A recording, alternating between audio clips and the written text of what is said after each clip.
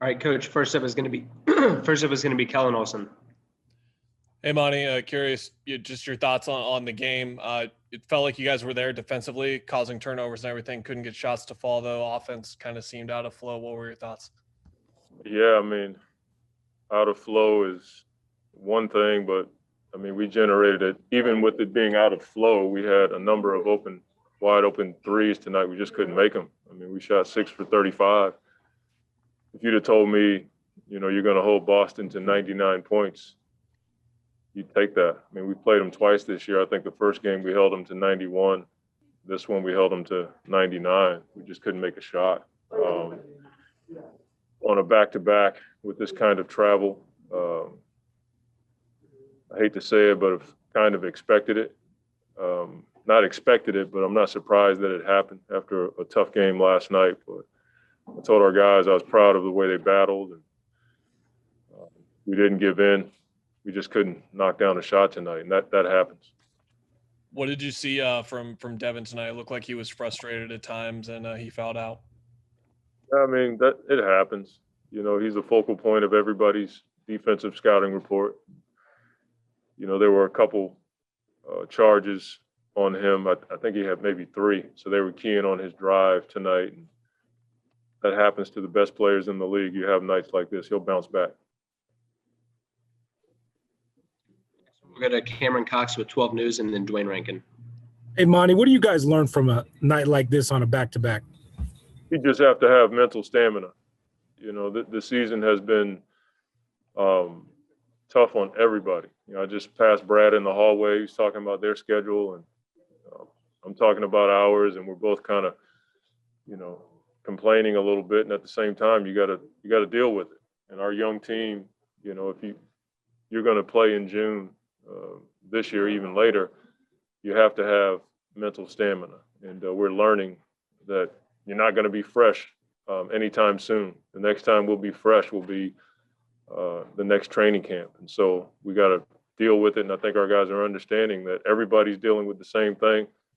We got to be mentally tough to persevere. Next up is Dwayne Rankin and then Gina Mizell. Coach, obviously it was going to be obviously calculated anytime you put Devin back in with the foul situations, but there was one time when you put him back in, you guys were making a run. Was that the reason you stuck in? I think he had 4 fouls at that point. Yeah, he had 4.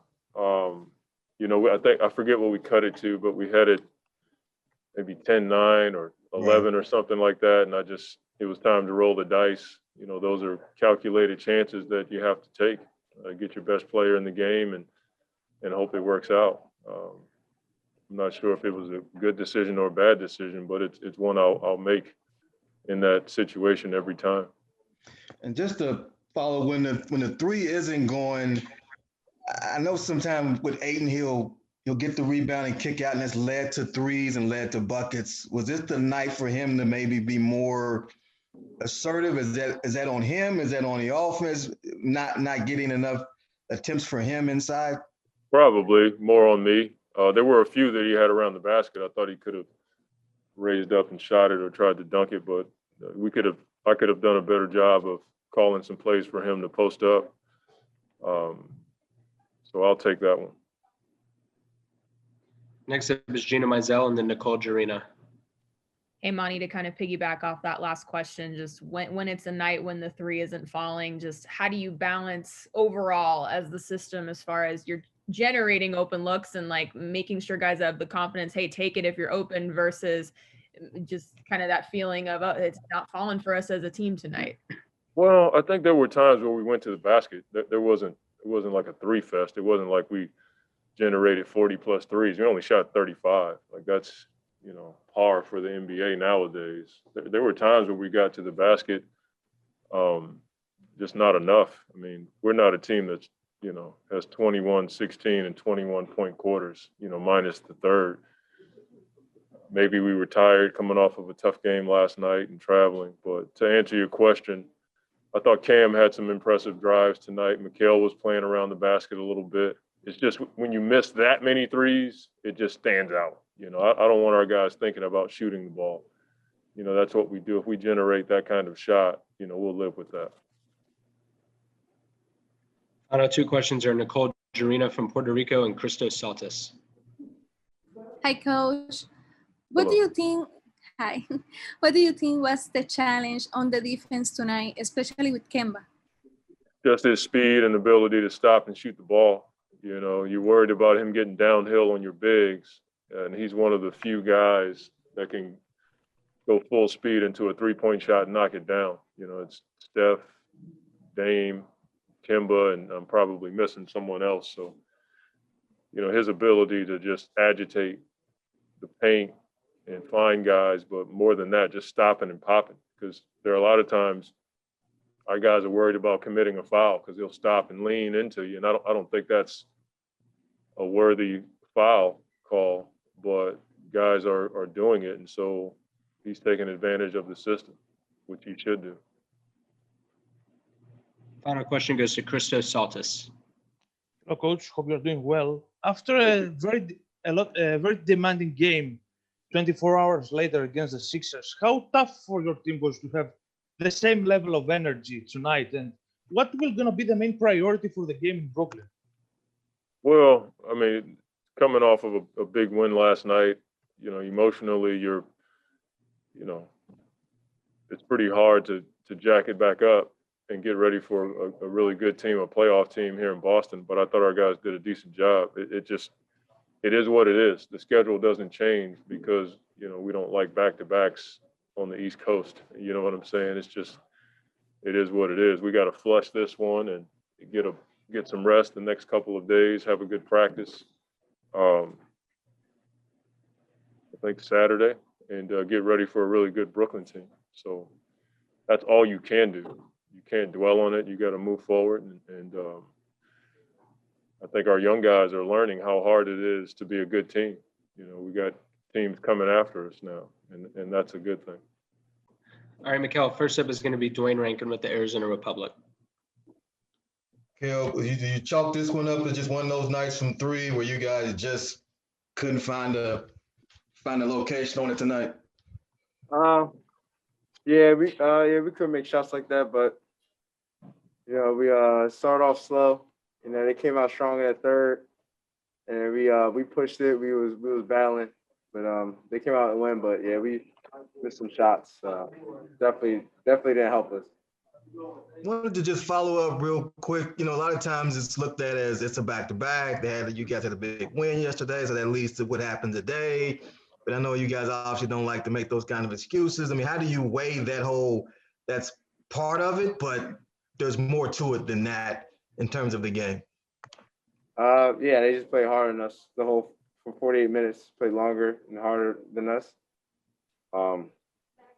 That's what we can control. We can't control making shots, but we control playing hard on that team, and they play harder than us. So we just, you know, learn from it and get ready for our next game.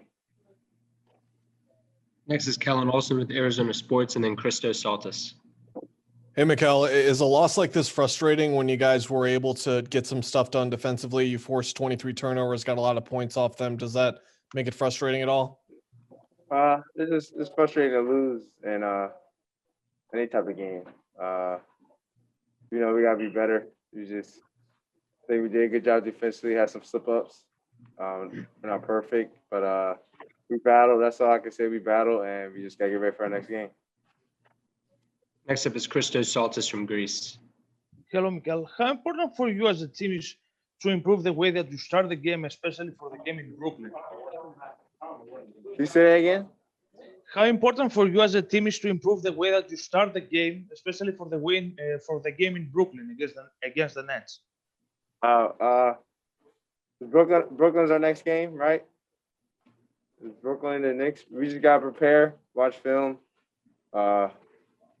just see what we did this game and learn from it and get ready for them. All right, Book, first up is going to be Dwayne Rankin.